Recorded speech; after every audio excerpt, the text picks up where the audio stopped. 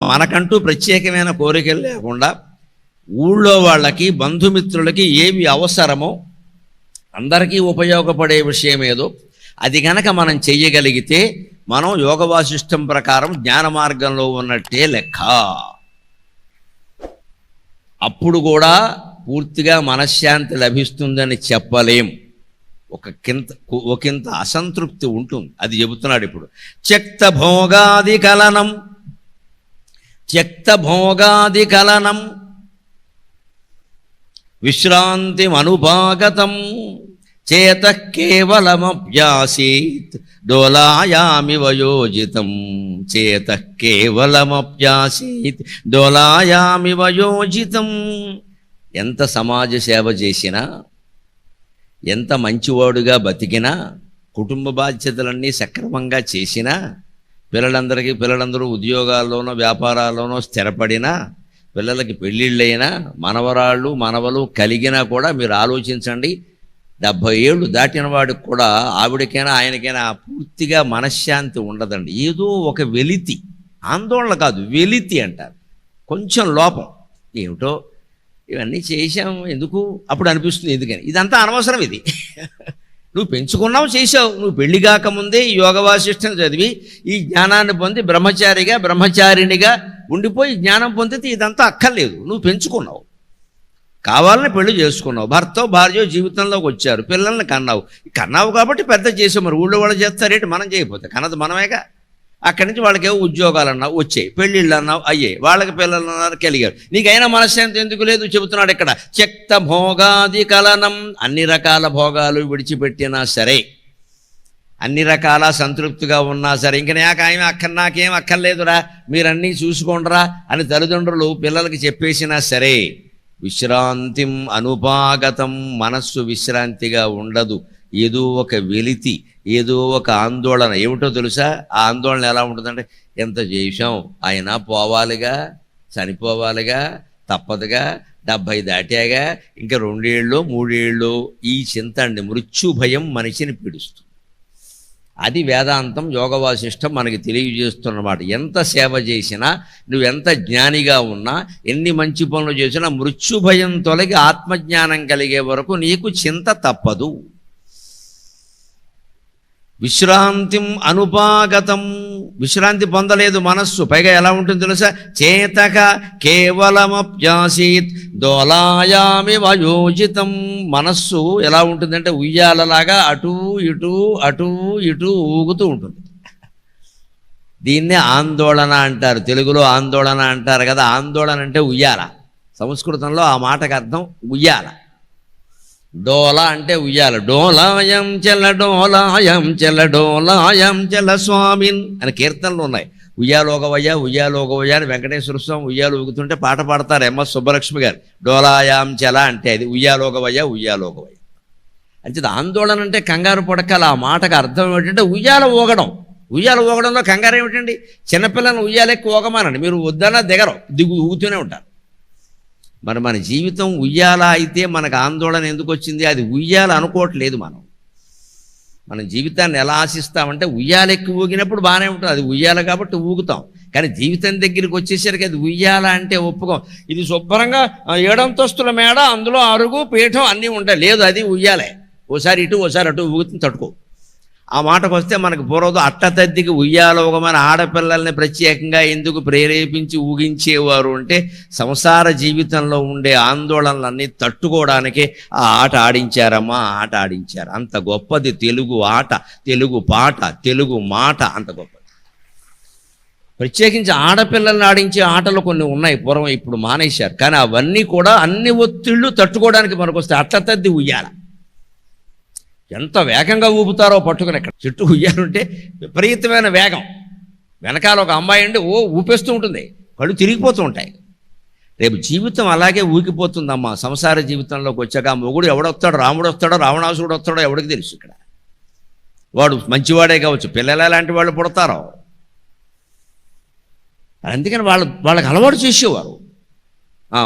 దీనికి తట్టుకోవాలి. జీవితం అంటే ఉయ్యాల. ఒక క్షణమందు ఊయల మరొక్క క్షణమున రోగి శయ్య. జీవితం అలాగే ఉంటుంది. ఆ అవగాహన ముందే ఉంటే తట్టుకుంటాం. ఒక క్షణమందు ఊయల మరొక్క క్షణమున రోగి శయ్య వేరొక క్షణమందు వెన్నెల మరొక్కట ఘోకపు కేక వేరొక క్షణమందు వెన్నెల మరొక్కట ఘోకపు కేక ఇంతయున్ మరొక్కట ఘోకపు కేక విదేనికిన్ వికలుడుగాక నీ చరణ పీఠిని నిల్చునెవండు. అమ్మా నారాయణీదేవి, దేనికిన్ వికలుడుగాక నీ చరణ పీఠిని నిల్చునెవండు. వానికిన్ నికరము నిత్య సౌఖ్యము నికరము నిత్య సౌఖ్యము జనింపదు దుఃఖము లోకపావని.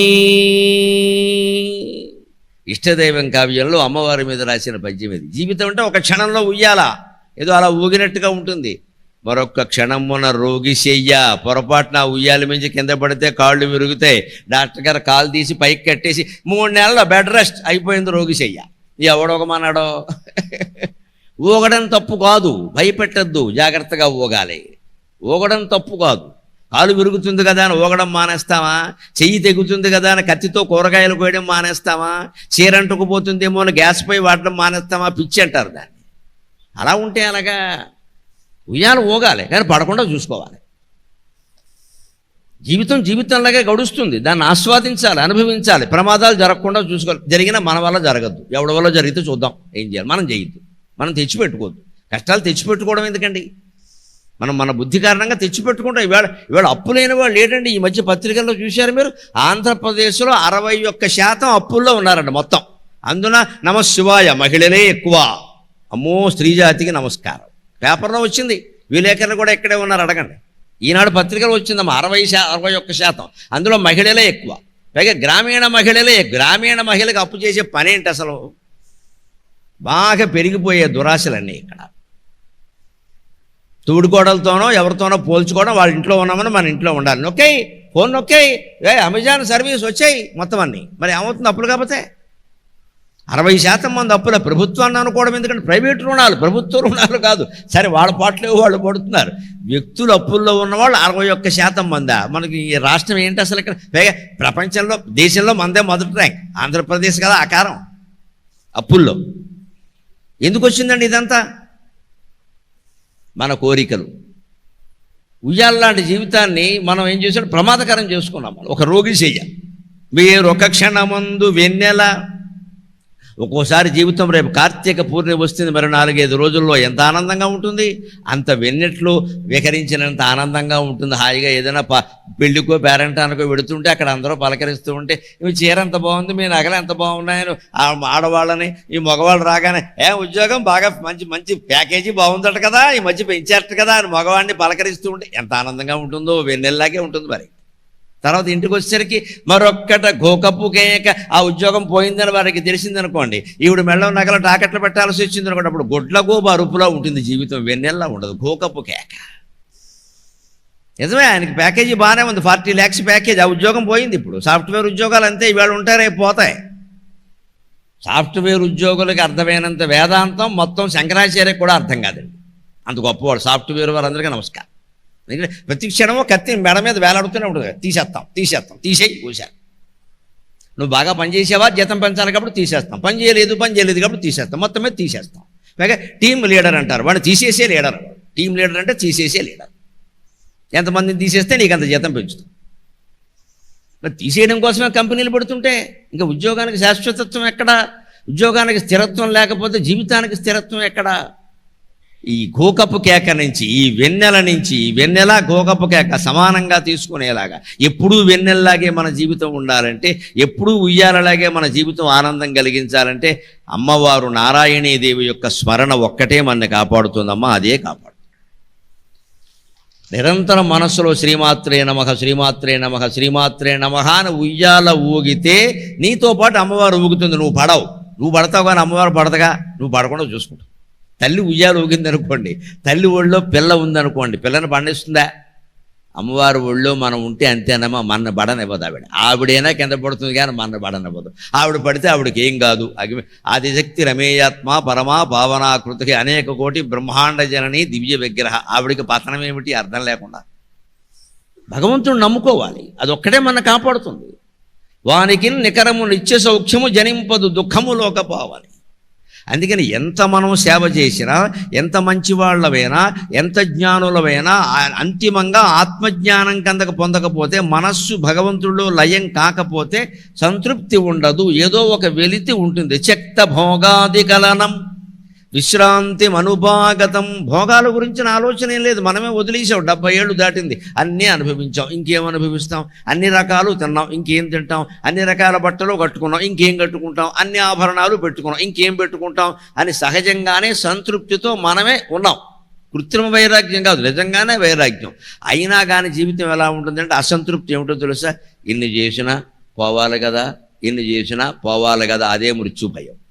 ఆ మృత్యువు నీ శరీరానికే తప్ప నీకు కాదు, నువ్వంటే ఆత్మ తప్ప శరీరం కాదు అనే ఒక్క జ్ఞానం మనం పొందే వరకు ఈ భయం, ఈ వెలితి వెంటాడుతూనే ఉంటుంది. అదే పొందాలని చెబుతున్నాడు ఇక్కడ. విశ్రాంతి అనుపాగతం చేత కేవలమప్యాసి దోలాయామి వయోజితం.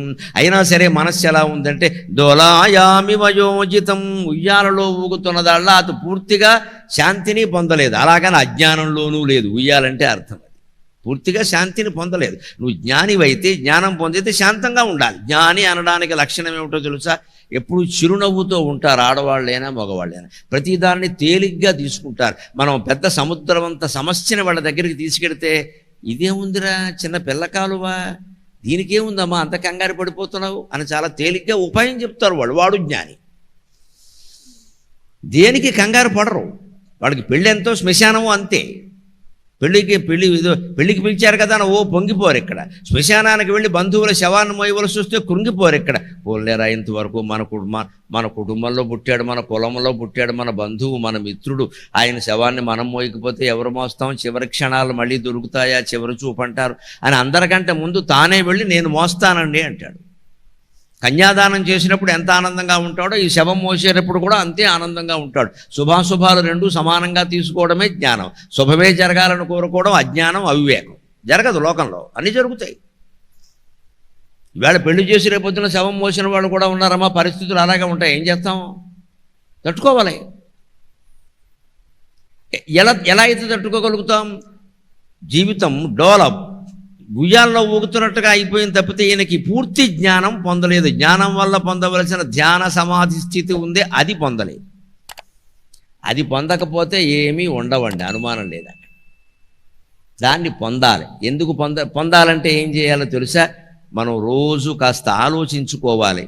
ఏమిటి బతుకు, ఎందుకు ఉండదో చెబుతున్నాడు. ఆ విరక్తి ఎందుకు వస్తుంది, సంతృప్తి ఎందుకు కలగదు అంటే, పొద్దున్న అదే లేవడం, తిన్నామా, పడుకున్నామా, తెల్లారిందా అని చెబుతారే. పునర్దినైక కలనా శర్వరీ సంస్థితి పునః పునస్తాన్యేవ కర్మాణి లజ్జాయైన చతుష్టయే తమేవ భుక్త విరసం వ్యాపారౌఘం పునః దివసే దివసే కుర్వన్ ప్రాజ్ఞః కస్మాన్న లజ్జతే. ప్రతిరోజు మనం చేస్తున్న పనులు ఆలోచించండి. పునర్దినైక కలనా, మళ్ళీ పగలవుతోంది, పొద్దున్న అవుతోంది, లేస్తున్నాం. ఏదో దేవుడికి దండం పెట్టుకున్నాం, లేదా దెయ్యాలు ఏవో మనసులో తలుచుకున్నాం, మొత్తం మీద ఏదో రకంగా నిద్ర లేచాం. ఇంత బ్రష్ వేపల్లో పెట్టి మొహం కడుక్కున్నాం, బయటకు వచ్చాం, కాఫీ తాగాం, మళ్ళీ ఏదో టిఫిన్ అన్నాం, పలహారం చేసాం, కాఫీ దగ్గర కూర్చున్నాం, కళ్ళబొల్లి కబుర్లన్నీ చెప్పుకున్నాం. ఈలో ఫోన్ తీయాలిగా, అదొకటి వచ్చిందిగా మన ప్రాణానికి సంధ్యావందనం కంటే ఎక్కువ. అందుకని కాఫీ అప్పుడు వెంటనే ఎవరైనా మెసేజ్ పెట్టారేమో, వాట్సాప్, ఫేస్బుక్, ఇన్స్టాగ్రామ్, ఏవో నాకు ఇంకా పేర్లు కూడా గుర్తులేవు, అవన్నీ మొత్తం మొదలెట్టాం. ఇలా మొత్తం 1 గంట గడిచిపోయింది. అయ్యి బాబాయ్ ఆఫీస్ టైం అయిపోయింది. ఈ దరిద్ర ఫోన్ చూడకుండా ఉంటే ఈ కంగారు ఉండేది కాదు. అందుకని ముందు జీవితం సుఖంగా ఉండాలి, విసుగు రాకుండా ఉండాలి, ఆనందంగా ఉండాలి అంటే పొద్దున్న 9 వరకు ఫోన్ ఆన్ చేయకూడదు. అలాంటి వాళ్ళు ఎవరైనా ఉంటే వారికి నమస్కారం. నాకు నేనే నమస్కారం చేసుకుంటాను, నేను ఆన్ చేయను. తిరుగు లేదు మనకి. 9 లోపు దేవేంద్రుడు కూడా ఫోన్ చేయడానికి వీలు లేదు. నాకు మొత్తం పొద్దున్న లేచి స్నానపానాలు అయిపోయి, సంధ్యావందనం అయిపోయి, అనుష్ఠానం అయిపోయి 8:30కి నేను ఆవిడ కాఫీ ఇస్తే ఓ చుక్క తాగుతానంతే. అంతవరకు ఫోన్ కూడా ఆన్ చేయాలి. తర్వాత 9ంటికి ఏదో మన ప్రాణానికి 4 ఇడ్లీలు వారేస్తారు, తింటాం, అప్పుడే ఫోను. అది కూడా ఏమి పబ్లిక్తో నేను మాట్లాడను. పబ్లిక్తో మాట్లాడేది సాయంత్రం 4 నుంచి 5. 3 లోకాల్లో ఎవడు ఫోన్ చేసినా 4 నుంచి 5 చేయాల్సింది. 23 గంటలు నా ఫోన్ దొరకదు. నమశివాయ, నన్ను మన్నింతురుగాక. పైగా మళ్ళీ ఉన్నదేమన్నా పెద్ద ఫోనా, చాలా చిన్న ఫోను, డొక్కు ఫోన్, అందులో ఆన్ ఆఫ్ తప్ప ఏమీ ఉండవు. స్మార్ట్ ఫోన్ నేను వాడను అసలు. ఎప్పటికీ ఆశ్చర్యపోతున్నారు, ఇదే నా ఫోన్. 20 ఏళ్ళుగా ఇదే ఫోన్, ఈ కంపెనీ ఇదే మరీ డొక్కు పైపోయి మచ్చలు పడిపోతే మారుస్తాం అంతే. ఇదే ఫోన్ 2200 ఇది 2200. ఇప్పుడు ఇవి దొరక్క ఇబ్బంది పడుతున్నాం. బేసిక్ ఫోన్ లేవు సార్ అంటున్నారు. పోనీ సిక్ ఫోన్ ఉంటే ఏమని చెప్పాను, నేనేం చేయను ఇక్కడ. ఇప్పుడు బేసిక్ ఫోన్ లేనందుకని స్మార్ట్ ఫోన్ కొన్నామనుకో, రోజు పొద్దున్నే ఎవడో వాట్సాప్ మాట్లాడతాడు నాకు ఇక్కడ. ఏదన్నా దైవ ప్రార్థన, అసలు పొద్దున్న లేచి స్నానం చేసి దేవుడి దగ్గర దీపం పెట్టుకుని ఓ స్తోత్రమో ఓ పారాయణో చేసుకునే వరకు ఏం చేయకూడదు, వేరే పనులు ఏం చేయకూడదు. ఈ కాఫీ తాగద్దని చెప్పారు, ఇంక వేరే పనులు చేస్తారేంటి? దేవుడికి ఆ మాత్రం ప్రాధాన్యం ఇవ్వలేం మనం. లేకపోతే జ్ఞానం ఎక్కడి నుంచి వస్తుందండి? ఆందోళనలు ఎలా తొలగిపోతాయి? అందుకే విశ్రాంతి లేదు. కాబట్టి మన జీవితం మీద మనకే విసుగు రావాలి. ఎప్పుడు వస్తుంది? పునర్దినైక కలన. ఇదే ఉదయం, సూర్యోదయం. ఎన్ని వేల ఉదయాలైనాయి. 60 ఏళ్ళు ఒక మనిషి బతికాడు అంటే 60 × 365 ఎన్ని వేల సూర్యోదయాలు చూశారండి. విసుగు రావట్లేదా? శర్వరి సంస్థితి పునః. శర్వరి అంటే రాత్రి. ఎన్ని రాత్రులు గడిచాయి, ఎన్నిసార్లు భోజనాలు చేసి నిద్రపోయాం, ఎన్ని రకాల భోగాలు అనుభవించాం, నిద్ర పట్టక ఎన్ని రాత్రులు ఏడిచాం. ఇంకెంతకాలం ఈ జీవితం? పునస్తాన్యేవ కర్మాణి. అదే పగలు, అదే రాత్రి, అదే భోజనం, అదే నిద్ర, అదే ఇల్లు, అదే మంచం. సిగ్గులేదా అంటున్నాడు యోగ వశిష్ఠకర్త. వశిష్ఠుడు, సిగ్గులేదా? ఆలోచించవయ్యా, నిన్ను వదిలేమని చెప్పట్లేదు. నువ్వు ఇల్లు మార్చు, ఇల్లాలను మార్చని నేను చెప్పట్లా. అసలు ఇవి ఎందుకు? ఇవన్నీ ఎందుకు? ఈ జీవితం ఎందుకు వచ్చింది? ఎక్కడి నుంచి వచ్చింది? ఎవరి నుంచి వచ్చింది? కస్త్వం జాతః కుత ఆయాతః. ఎవరి నుంచి మనం పుట్టాం, ఎక్కడి నుంచి వచ్చాం? ఈ ఆలోచన రావద్దా? ఇలా తింటూ కూర్చోవడమేనా? ఇంకా అన్నీ తిన్నాను కానీ పెసరపప్పు పచ్చడిలో ఇంగు వేస్తే బాగుంటుంది. అది తినలేదు, విషం వేసుకో, గొడవ వదిలిపోతుంది. ఇంగు ఎందుకు? విషం వేసుకుంటే ఇంకేది తినక్కల. ఇక ఇంగు వేసిన పచ్చడి ఇప్పుడు మళ్ళీ ప్రత్యేకంగా తినాలి ఇక్కడ. దానికోసం కలగంటూ ఉంటాడు. ఈ తర్వాత ఇంగు కంపెనీలో గుమస్తా కింద పుడతాడు. చచ్చేటప్పుడు కూడా ఇంగువ అంటే ఇంగు కంపెనీలో ఇంగు పట్లాలు అమ్ముకునే గుమస్తా కింద పుడతాడు. కనీసం యజమానికే కాదు, గుమస్తా కింద పుడతాడు. ఎందుకే అధవ కర్మ? వదిలేరాదా ఇంగు కంపు? 70 ఏళ్ళ వాడు కూడా ఇదే మాట. ఇంకా నాకు అదేదో ఏం తింటావు ఇక్కడ? ఇంతకాలం జనాన్ని తిన్నావు, బుర్ర తిన్నావు, చాలు, ప్రశాంతంగా ఉండడు. అదే చెబుతున్నాడు. అదే పగలు, అదే రాత్రి. పునస్తాన్యేవ కర్మాణి. మళ్ళీ అవే పనులు చేస్తున్నావు. అదే మొహం మళ్ళీ కడుగుతావు. ఎన్ని పేస్టులు అయిపోయాయి, ఎన్ని బ్రష్లు అయిపోయాయి. ఈ 4 కోసం ఎన్ని ప్లాస్టిక్ బద్దలు అయిపోయాయి. ప్రపంచం నిండా ఎన్ని కోట్ల ప్లాస్టిక్ బద్దలు మన కోసం ఎడుతున్నాయి అక్కడ పక్కన పడి. ఎన్నిసార్లు గీకావి నాలిక. ఈ నాలిక ఏమైనా పాచిపోయిందా? ఓ మంచి మాట వచ్చిందా? బుద్ధి జ్ఞానం ఏమైనా ఉందా? అసలు ఇది రేవెట్టడం అంటే ఇలాగే ఉంటుంది. వశిష్ఠుడు ఇలాగే రేవెడతాడు. వేదాంతం అంటే ఇలాగే ఉంటుంది. లజ్జాయై నచతుష్టయే. ఇవన్నీ సంతుష్టి కలిగించడానికి కాదు మిత్రమా ఈ పనులు. సిగ్గుపడాల్సిన విషయం ఇది. ఎన్నేళ్ళు బతుకుతాం ఇంకా? ఎన్ని పగళ్ళు, ఎన్ని రాత్రులు, ఎన్నిసార్లు మళ్ళీ చేసిన పనులే చేస్తూ ఉంటాం. తమేవ భుక్త విరసం వ్యాపారౌఘం పునఃపునః. తమేవ భుక్త విరసం వ్యాపారౌఘం పునఃపునః. దివసే కుర్వన్ ప్రాజ్ఞః కస్మాన్న లజ్జతే. తమేవ భుక్త విరసం వ్యాపారౌఘం. చేసి నష్టమో లాభమో పొందిన పనులే మళ్ళీ చేస్తూ ఉంటారు ఇక్కడ. ఓ కొడుకో కూతురో ఉంటారు, వాడు మాట వినడు, ఏదో వాడు గొడవలు వాడుకున్నాయి. వాడికి ఉపదేశాలు చేసి ఈ తల్లిదండ్రుల జీవితాలు అయిపోతాయి ఇక్కడ. ఇంకా వాడికి కౌన్సిలింగ్ అన్నాం, అదన్నాం, ఇదన్నాం. ఎందుకు వచ్చిన గొడవ? వాడికి 25 ఏళ్ళు దాటే వదిలిపారా యథవసంతా. అంత ప్రమాదకరంగా ఉంటే ఇంట్లోంచి గంటే బయటికి. తాగుబోతుగాళ్ళని, డ్రగ్స్ ఎడిక్ట్ అయిపోయిన వాళ్ళని ఇంట్లో పెట్టుకుని ఏడుస్తున్నా ఉండ. మనం చిత్తశుద్ధిగా ఆలోచిద్దాం. మారరండి, గెంటేయాల్సిందే. చిత్తూరు రోడ్ల మీద అడుక్కుని తిన్నప్పుడే మనుషులు మారతారండి. మనం గారాబం చేసినంతకాలం ఎవడూ మారడండి ఖచ్చితంగా. 2 రోజులు రోడ్డు మీద అడుక్కు తినాలి. కాఫీ హోటల్లో కప్పులు గడుక్కోవాలి. అప్పుడు డ్రగ్సే సేవిస్తాడో, మద్యమే సేవిస్తాడో, గర్ల్ ఫ్రెండ్కి మెసేజే పంపుతాడో వాడు పంపుతాడండి. మన మమకారాలు ఛేదించుకోవాలి. మనం చెయ్యలేము అలాగా. మా అబ్బాయి మాకు తప్పదో రేపొద్దున ఇంకా బతుకుండగానే కొరివెడతాడు. పోయాక కాదు ఇక్కడ, బతుకుండగానే. ఈ ధైర్యం ఉండాలి మనిషికి. అంటే జీవితం అర్థం కావాలి. మన జీవితం కొడుకుల మీద, కోడళ్ళ మీద, ఈ సంబంధాల మీద ఆధారపడలేదమ్మా. సమస్త మానవ సంబంధాలు నాశనమైనా సరే మిగిలేది అమ్మవారితో ఉండే అనుబంధం ఒక్కటే ఖచ్చితంగా. అది ఒక్కటే శాశ్వతం. భగవత్ సంబంధం ఒకటే శాశ్వతం. భగభగలాడించే విధవ సంబంధాలు మనకు అక్కర్లేదు. మానవ సంబంధాలకు అసలు ప్రాధాన్యం ఇయ్యద్దండి. ఏ మానవుడండి మన కాపాడేవాడు ఇక్కడ? ఏ క్షణం వచ్చి కాపాడతాడు ఇక్కడ? మన 10 మంది కొడితే మానవుడు కాపాడతాడమ్మా, మాధవుడు కాపాడాలి ఇక్కడ. ప్రహ్లాదుడిని కాపాడినట్టే.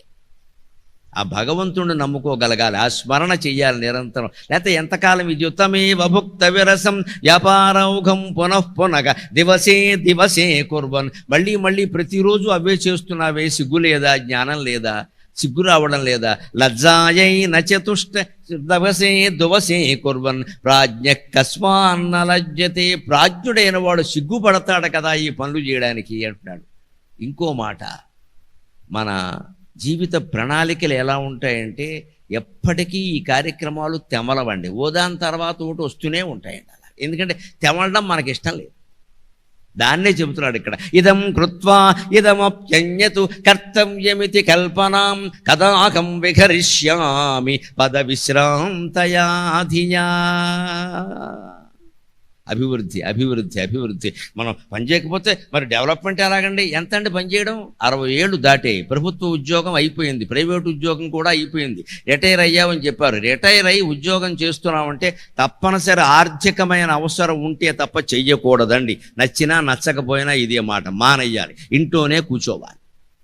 కొంతమంది ఆలోచన పాపం ఎలా ఉంటుందంటే, రిటైర్ అయినా కానీ ఏదో సంపాదించకపోతే ఇంట్లో గౌరవాలు ఉండవు. సంపాదిస్తే గౌరవించి, సంపాదించకపోతే అగౌరవించే సన్నాసులు మనకు అక్కర్లేదమ్మా. వాళ్ళు ఇష్టం వచ్చినట్టు చూడండి, మనం చెయ్యం అంతే లెక్క. 60 దాటాకైనా యోగ వాసిష్టం చదవవా, భగవద్గీత చదవవా, ఊళ్ళోకి వెళ్ళవా, ధ్యానం చేసుకోవా? ఏంటి దరిద్రం ఇక్కడ? మళ్ళీ ప్రభుత్వ కళాశాల మానేసి ప్రైవేట్ కాలేజీలో మానేసి పనిచేసా, గవర్నమెంట్ డాక్టర్గా మానేసి ప్రైవేట్ డాక్టర్గా మళ్ళీ మొదలెట్టా. ఈ పట్టుకునే చేతులు కాళ్ళేవో దేవుణ్ణి పట్టుకోవచ్చు కదా, రోగులను పట్టుకోవడం ఎందుకు? ఎదవకర్మ. పైగా కొంతమంది ఆలోచన ఏంటంటే, అంటే మనం మానేస్తేనండి అది ఏది ఆగిపోదమ్మా. రాముడు చనిపోతే రామాయణం ఆగిపోలేదు, ప్రపంచం ఆగిపోలా. కృష్ణుడు చనిపోతే ప్రపంచం ఆగిపోలా. మహానాయకులు చనిపోతే ప్రపంచం ఆగిపోలేదండి. ఇదంతా మన అహంకారం. మనం ఆపేస్తే ఏదో అయిపోతుంది, ఏమీ అవ్వదు, ఆపేయచ్చు. ప్రతి దానికి వారసుడు ఉంటాడు ఖచ్చితంగా. మన కొడుకే వారసుడు కావాలని నేను లేదు, ఎవడో ఉంటాడు, చేసుకుంటాడు, మనకెందుకు ఆ గొడవ? 60 కాదు 70 దాటినా మానట్లేదు ఈ సంపాదించే ఉద్యోగాలు. పైగా ఇప్పుడు ఇంట్లో కూర్చొని సంపాదించడానికి దిక్కుమాలిన యూట్యూబ్ ఒకటి వచ్చింది ఇక్కడ. ప్రతివాడు గొట్టంగాడే. ట్యూబ్ అంటే గొట్టం కదా, అందుకని ప్రతివాడు గొట్టంగాడే. ఓ గొట్టం వేసుకు తయారవుతాడు ప్రతి చోట. ఎవడన్నా సెలబ్రిటీ దొరికితే వాడు తుమ్మినా దగ్గినా దాన్ని రీల్ చేసి పెట్టేస్తాడు. గరికిపాటు వారికి తుమ్మడం బాగా అలవాటు అని పెట్టేస్తాడు. నన్ను నమ్మేసుకుని వాడు డబ్బులు సంపాదించుకుంటాడు అక్కడ. ఇది ఈ గొట్టంగాడు తయారయ్యారు బాగా ఇక్కడ. కూర్చొని సంపాదించడం అండి, నీకేం కష్టపడక్కర్ల. దరిద్ర బుద్ధి కాదు ఇది. వంకాయలు పండించావా, టమోటాలు పండించావా, ఏం చేసావా నువ్వు గొట్టాలు రికార్డు చేసి అమ్ముకుంటావా సమాచారాన్ని? పెద్దవాళ్ళ బతుకులు నాశనం చేస్తున్నారండి ఇవాళ. బయటికి వెళ్ళాలంటే భయంగా ఉందమ్మా. ప్రతిదీ రికార్డింగ్. ఎక్కడో దారిలో వస్తూ హైవేలో కాఫీ తాగడానికి ఆగామనుకోండి, ఏ మద్రాస్ ఫిల్టర్ కాఫీ ఉంటే సరదాగా మనకి ఇష్టం కదా, ఆగామనుకోండి, అక్కడ ఏదో ఎవరైనా ఏదైనా అడిగితే మాట్లాడుతున్నాం, ఈ లోపు ఒకడు వెనకాల నుంచి రికార్డు చేస్తున్నాడు, వీడేమో కడుపు కాల. చచ్చిపోతాం మనం ఇక్కడ.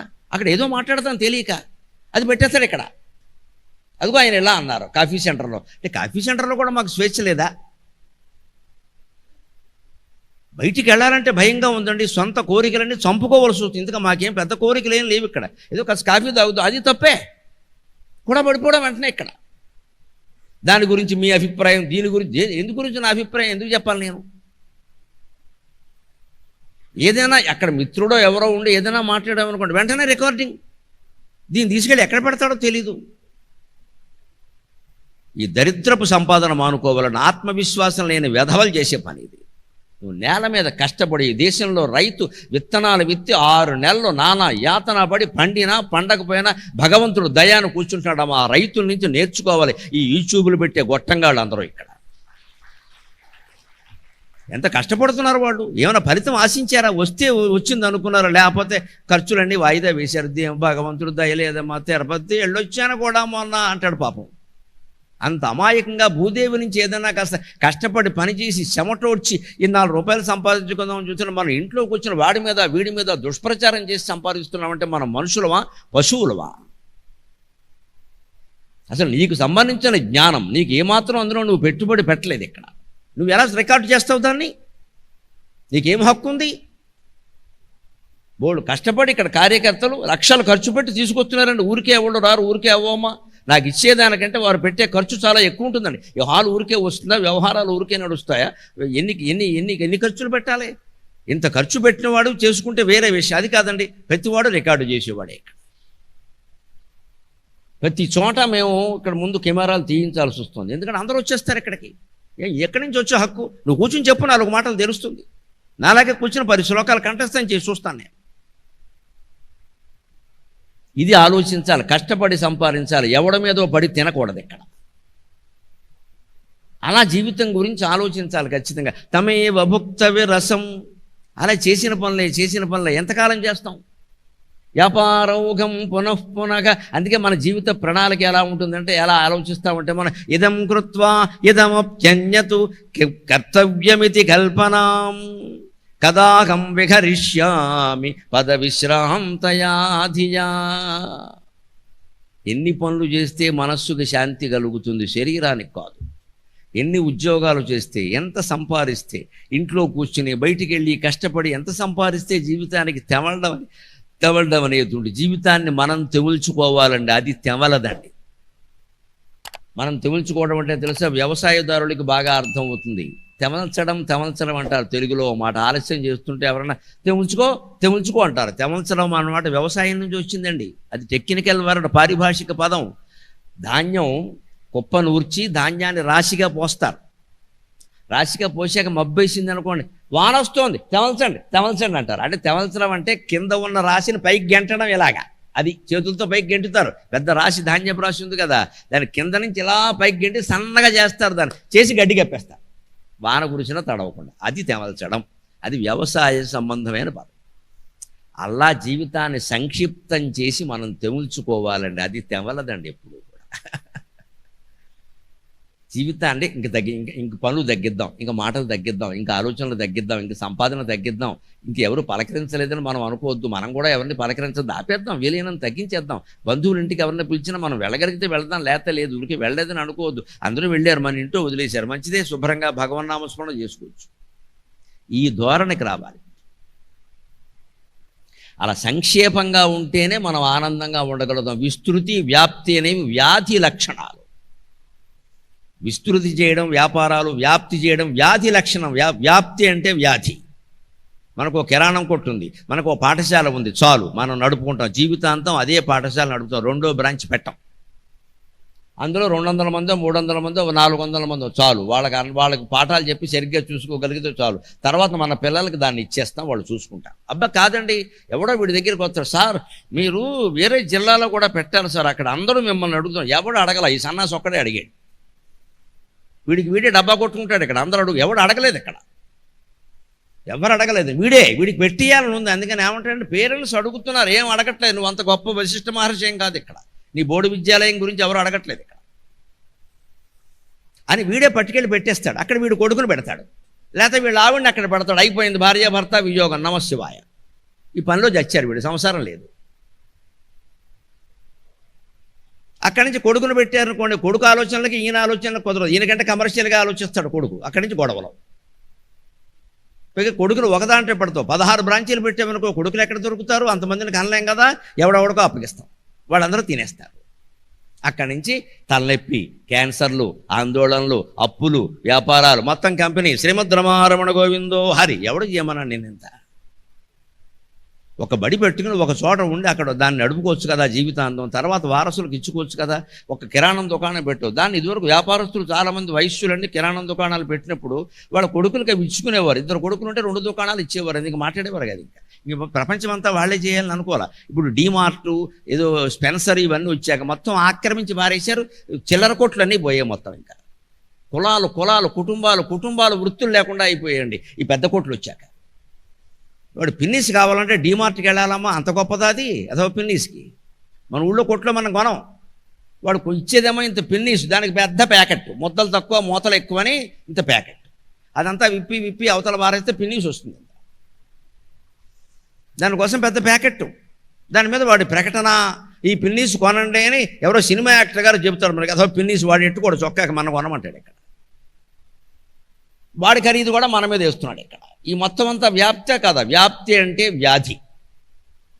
దాన్నే యోగవాసిష్ట కర్త ఖండిస్తున్నాడు. ఇదం కృత్వా, ఈ పని చేశాను, ఇదమప్యన్యత్ కర్తవ్యం, ఇంకో పని నేను చేయాలి. ఎంతవరకు చేస్తావు? ఇలాగ చచ్చే వరకు ఏదో ఒకటి చేస్తూనే ఉంటావా?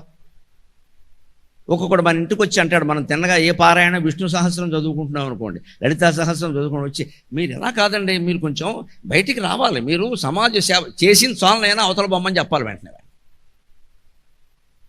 వాడు ఏదో అంటాడు ఇక్కడ, ఎందుకంటే వాడు మన ద్వారా పొందాలని చూస్తున్నాడు ఇక్కడ, మన ద్వారా మనకు ప్రయోజనం కాదు, మన ద్వారా వాడు బాగుపడాలని చూస్తున్నాడు అంటాడు. ఈ మాటల పట్ల చాలా జాగ్రత్తగా ఉండాలి, ఈ మాటల పట్ల చాలా జాగ్రత్తగా ఉండాలి, లేకపోతే మనం గోతులో పడిపోతాం ఇక్కడ.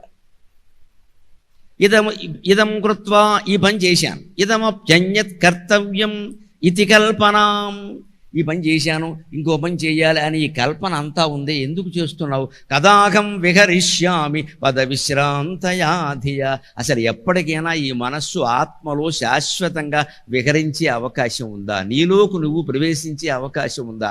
నీ అంతటి నువ్వే నీ ఇంట్లో ఏదో ఒక మూల కూర్చుని కాస్త గాలి ఆడే చోట కూర్చుని నేనెవరని ఆత్మవిచారం చేసే అవకాశం ఉందా? అది లేనప్పుడు ఈ వ్యాపారాలన్నీ దేనికి ఇక్కడ? ఎంత దీనికి అంతటికి మనం చెప్పే పేరేమిటో తెలుసు, అభివృద్ధి. ఏమిటా అభివృద్ధి? ఏ అభివృద్ధికైనా ఒకటే పరమార్థము. సాగర ఘోష కావ్యంలో రాశాను, డెవలప్మెంట్ అంటారు. ఒక్క మాట ఆలోచించిన, డెవలప్ అంటే ఏం లేదమ్మా, వెడలప్పు, బాగా లావైపోతాడు స్థూలకాయం వచ్చేసి. డెవలప్ కాదు ఇది, వెడలప్. ఏంటి డెవలప్మెంట్? నీకున్న సరిపోయినప్పుడు నీకు డెవలప్మెంట్ దేనికయ్యా? మీరు ఇంకా డెవలప్ అవ్వాలంటే ఇది ఒక ఆస్తి అనండి, 2 కోట్లు 3 కోట్లు 100 కోట్లు ఉన్నవాడు ఉంటే ఉండని, వాడి క్యాన్సర్లు ఉన్నాయి, మనకి లేవు, ఇక్కడ మనం సుఖంగా ఉన్నాం. 100 కోట్లు ఉన్నవాడితో మన పోల్చుకోవడం ఏంటంటే, క్యాన్సర్ లేని వాడితో పోల్చుకోవాలి.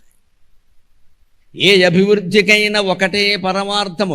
వ్యక్తి అభివృద్ధి చెందినా, వ్యవస్థ అభివృద్ధి చెందినా, దేశమంతా అభివృద్ధి చెందినా, ప్రపంచమంతా అభివృద్ధి చెందింది అన్నా, ఆర్థికంగా భారతదేశం 5వ స్థానంలో ఉంది, 3వ స్థానానికి ఎగబాకుతోంది అన్న ఒక్కటే ప్రశ్న యోగ వాసిష్ఠకర్త వేస్తున్నది, నేను వేస్తున్నది కూడా అది. ఏ అభివృద్ధికైనా ఒకటే పరమార్థము. సర్వమానవుల్ శ్రీయుతులై శిరాయువున జీవిత సౌఖ్యము చిత్తశాంతి నిశ్రేయసమందగా వలయు చిత్తము శాంతి నిబంధకున్నచో ఈ అభివృద్ధులేమిటికి ఏల ధనములు బంధనములు.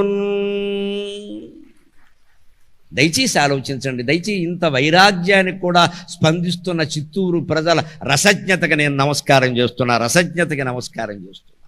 స్పందన అంటే అది మనకి నచ్చే మాటలు కాదమ్మా, నచ్చకపోయినా మంచి మాటలకు స్పందించాలి. మనకి నచ్చడం ప్రధానం కాదు. డబ్బు సంపాదించాలనే సన్నాసులు ఎవరికి ఈ మాటలు నచ్చవు. అలా చెప్తారేంటంటే ఇంకా డెవలప్ అయ్యి ఏం చేస్తావు? ఎప్పటికైనా సరే 7 కట్లు కడ్డం అవతల బారేయడం ఖాళీ. ఇక్కడ ఏంటి డెవలప్ అయ్యేది? గడిదిగుడ్డు.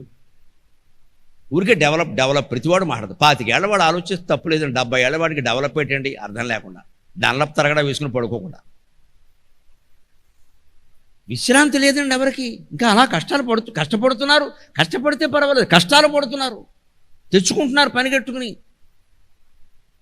ఎవడో చిన్న స్టార్టప్ అంటాడు, దానికి లోన్ అంటాడు, వీడు స్టార్టప్ మాట్లాడతాడు. ఇంక ఈ స్టార్టప్కి అర్థం ఉండదు. ఇంకా ఈ అభివృద్ధికైనా ఒకటే పరమార్థం అండి. వ్యక్తి అయినా సరే, వ్యవస్థ అయినా సరే, దేశం అయినా సరే. ఇవాళ భారతదేశం కూడా 5వ స్థానంలో ఉంది ఆర్థిక రంగంలో. రేపు 3వ స్థానానికి కాదమ్మా 1వ స్థానంలో ఉండొచ్చు కాక. ఈ లక్ష్యాలు ఉన్నాయా? ఏముండాలి? సర్వమానవులు శ్రీయుతులై. మన సంపదలు అందరికీ సమానంగానే ఉన్నాయా? 80% పేదరికం ఉందండి దేశంలో. ఆర్థిక స్థానంలో 5వ స్థానం అయితే 3వ స్థానం అయితే ఎవడికి కావాలి? ఎవరు బాగుపడ్డారంటే అంబానీలు అదానీలు బాగుపడ్డారమ్మా. అంబలు తాగేవాడు అలాగే ఉన్నాడు, అధ్వానం తినేవాడు అలాగే ఉన్నాడు. వాళ్ళే ఇంకా కంపెనీలు పెట్టేసి 1000 కోట్లు సంపాదించేసి ఈ మధ్యన ఓ పెద్ద మనిషి కొడుకు పెళ్లికి 5000 కోట్లు ఖర్చు పెట్టాడమ్మా. నమశివ 5000 కోట్లు. కొడుకు వచ్చిన వాడికల్లా 2 కోట్లు గడియారం ఇచ్చాడు. నా కొడుకు పెళ్లికి నేను 20 రూపాయలు క్యాసెట్ ఇచ్చానమ్మా. బక్క బ్రాహ్మణి, నేను అంతకంటే ఏం చేయగలను? 20 రూపాయల క్యాసెట్, అది కూడా నా ప్రసంగమే, అందులో స్వార్థం ఉంది. అవి ఎప్పుడూ అమ్ముడు అవ్వలేదు. ఆ లెక్కన బయటికి తోసేసాను, గొడవ వదులుపు. ఎప్పుడో 20 ఏళ్ల క్రితం క్యాసెట్లు వేయించాం, అవి ఎవడో కొనలేదు. మా అబ్బాయి పెళ్లికి తోసేసాను. తెలివైన ఆలోచన. మా ఆవిడ చాలా సంతోషించి, ఇంత తెలివైన మొగుడు ఉండడం నా అదృష్టం అంది, గొడవలేదు పో అని. సీడీలు తీసామండి, వెళ్ళట్లేదు. ఎప్పుడో 20 ఏళ్ల క్రితం అవి అసలు సరి పనిచేస్తాయో లేదు తెలియదు, ఏవో ఉన్నాయి అక్కడ ఉన్నాయి. మా పెద్ద అబ్బాయికి పెళ్లి చేసాం. బహుమతి ఏమి ఇద్దాం? బహుమతి ఎవరైనా అద్భుతమైన బహుమతి ఇస్తానరా? ఎవడో ఇవ్వందన్న. మీరు ఇవ్వండి నాన్నగారు. మొత్తం ఈ కాళహస్తి మహత్యం మీద నేను మాట్లాడిన క్యాసెట్ ఉంది, 5 గంటలు 6 గంటలు. అది అందరికి మంచి గొడవలు. 1000 క్యాసెట్లు 500 600 వెళ్ళిపోయినాయి. గరికపాటి వారు గొప్ప బహుమతి ఇచ్చా, మరి నాలాంటి పండితుడు ఇచ్చే బహుమతి అదే ఉంటుంది, కానీ నేనేమో కాటికాయ తిలకంకాయ ఇమ్మంటావా? నీకు ఎందుకు పనికొస్తాయి ఇవి? అవి ఎవరైనా ఇస్తారండి. నా ప్రసంగం క్యాసెట్టే నేను ఇస్తే అది గొప్ప విషయం కదా, నీకు డబ్బులు అడగలేదు నేను, కానీ నాకు కలిసి వచ్చింది. నేను గర్వంగా చెబుతున్నానమ్మా, మా అబ్బాయి పెళ్లి నేను 9,50,000 చేశాను. ఈ కాలంలో 9,50,000, నాట్ ఈవెన్ 10 lakhs. దాంట్లో వీల్లేదని చెప్పాను నేను. కన్యాదానానికి పెట్టేదే భోజనం, మళ్ళీ హైదరాబాద్ వచ్చాక రిసెప్షన్ ఉండదని చెప్పాను నేను. అదే అక్కడ భోజనం పెట్టట్లేదా? ఆయన నేను కలిసే పెడుతున్నాం, చెరసకం భరించాం మా బియ్యంకుడు నేను, గొడవ వదిలిపోయి. మళ్ళీ హైదరాబాద్ వచ్చి రిసెప్షన్ అన్నా మనకు 30 లక్షలు అవుతుంది, ఎవడు పెడతాడు ఇక్కడ? అక్కడి నుంచి నేను కార్యకర్తలను గోకాలి ఇంకా, మరి నా డబ్బు అదే కదా, అంతా తీసి కొడుకు పెట్టాలి. నేను చేయలా. వాళ్ళిద్దరికీ మా కొడుకు కోళ్ళకు ఒకటే చెప్పాను, నేను ఆదర్శంగా ఉండడం కోసం చెప్తున్నా. డబ్బులుంటే మీకు కావలసినవి కొనుక్కోండి, ఇంట్లో సామాన్లు కొనుక్కోండి, ఈ అనవసరంగా ఖర్చు పెట్టకండి. మీరు సంసారం పెట్టాక బోళ్ళు అవసరాలు వస్తాయి, కొనుక్కోండి హాయిగా. ఓ కారు కొనుక్కోండి, ఓ ఇల్లు కొనుక్కోండి, అన్నీ ఇస్తాను. ఈ దరిద్రం ఈ ఖర్చు వద్దు ఇక్కడ. 10 lakhs పెంచడానికి వీల్లేదు. నేను ఇంకా చెబుతున్నాను, 9,50,000 దేంతో? మా భార్యాభర్త భీమవరం వెళ్ళడానికైనా రైలు ఛార్జీలు కలిపి 9,50,000. అవి కూడా లెక్కలేశాను నేను. మా ఇద్దరం, మా పిల్లలు, ఇంకా మా బంధువులు భీమవరం రైల్లో ఫస్ట్ ఏసీలో వెళ్ళడానికైనా ఖర్చులు సహా కలిపి 9,50,000, వేరే ఏం లేవు. అంత జాగ్రత్తగా దాని నుంచి బయటపడ్డ రూపాయి అప్పు చేయాల. ఇద్దరు కొడుకులు చెరో కారు కొనుక్కుని సుఖంగా ఉన్నారు. నాకు కారు లేదమ్మా, నా వ్యాపారానికి కారు పనికిరాదు. నేను కారు పంపాను అనుకో, కళ్యాణ్ గారు ఆయన కారు పంపరు, మీ కారు వేసుకొచ్చేయండి, పెట్రోల్ ఎవడొస్తాడో? నా లక్ష్యం నాకుంది ఇక్కడ. జీవితం గడపడానికి లౌక్యం ఉండాలి, తెలివితేటలు ఉండాలి, మనసులో భగవద్ధ్యానం ఉండాలి. ఈ ఆర్భాటాలు అవసరం లేదండి, ఇవన్నీ మనం పెంచుకుంటున్నాం. ఇవన్నీ కూడా ఇది చేశాం, ఇంకేదో చేయాలి, అదే చెబుతున్నాడు ఇక్కడ. రేవెడుతున్నాడు వశిష్ఠుడు రామచంద్రుడు పేరు మీద. రామచంద్రుడు కాదమ్మా ఈ బోధ మనకే. ఇదం కృత్వా ఇదమప్యన్యత్ కర్తవ్యమితి కల్పనాం. ఈ పని చేసేసాను, ఇంకా ఆ పని చేయాలి, అది ఒక్కటి చేసేస్తే నా జీవిత లక్ష్యం నెరవేరుతుంది, లైఫ్ అచీవ్మెంట్ అవార్డు ఇస్తారు నాకు. దేనికి ఇవన్నీ? ఎన్ని అవార్డులు ఇచ్చినా 7 కట్టెల పాడ మీద పడుకోబెట్టడం, మోసేయడం ఖాయం నేను. ఆ తర్వాత జీవితం ఏమిటో ఆలోచించావా? అప్పుడు ఎవడన్నా కూడా వస్తాడా? ఈ అవార్డులన్నీ కూడా వస్తాయి, ఈ చెక్కముక్కలన్నీ. ఎవడు ఏడవడానికి కూడా మనిషి ఉండడు అక్కడ. నువ్వు ఆత్మజ్ఞానం పొందినప్పుడు, నేనెవరో అనేది తెలియనప్పుడు, మృత్యువు శరీరానికి తప్పితే ఆత్మకి లేదనే విషయం నీకు తెలియనప్పుడు ఎన్ని సాధించినా దండకే. అందుకే కర్త వశిష్ఠుడు ఏమంటున్నాడు? కదాహం విహరిష్యామి పద విశ్రాంతయాధియ. ఇంక అభివృద్ధి అనే మాట లేకుండా, ఈ ధనాల్లో బంధనాల్లో నేను చిక్కుకోకుండా ప్రశాంతంగా ఎప్పుడు ఉండగలను అంటున్నాడు. మొత్తం అభివృద్ధి అంతటికి మూలం ఏమిటండి? ఏం సాధిస్తాం మనం చివరికి? సర్వమానవులు శ్రీయుతులై, అందరూ డబ్బు ఉన్న, కాస్త వాళ్ళకి అవసరాలు తీరే డబ్బు ఉండాలి. అంతేకాదు జీవిత సౌఖ్యం, జీవితం సుఖంగా గడవాలి. డబ్బు ఉన్నంతలో గడవదండి, ఆరోగ్యం బాగుండాలిగా. ఎంత డబ్బున్నా ఆరోగ్యం బాగోకపోతే చెడిపోయినట్టే. మరి ఆరోగ్యము బాగుండాలి. అంతేకాదు డబ్బు ఉంది, ఆరోగ్యం ఉంది, రకరకాల మానసిక సమస్యలు ఉన్నాయి, మనశ్శాంతి లేదు, ఇక మొత్తం జీవితం పోయినట్టే లెక్క. చిత్తశాంతి. అంతేకాదండి, జీవిత సౌఖ్యము చిత్తశాంతి సరిపోవండి, ఆరోగ్యం కూడా సరిపోదండి. నిశ్రేయసమందగా వలయు. శ్రేయస్సు అంటే భౌతికమైన అభివృద్ధి, నిశ్రేయసం అంటే జ్ఞానాభివృద్ధి, మోక్షం పొందాలి అంతిమంగా, జ్ఞానం పొందాలి అంతిమంగా.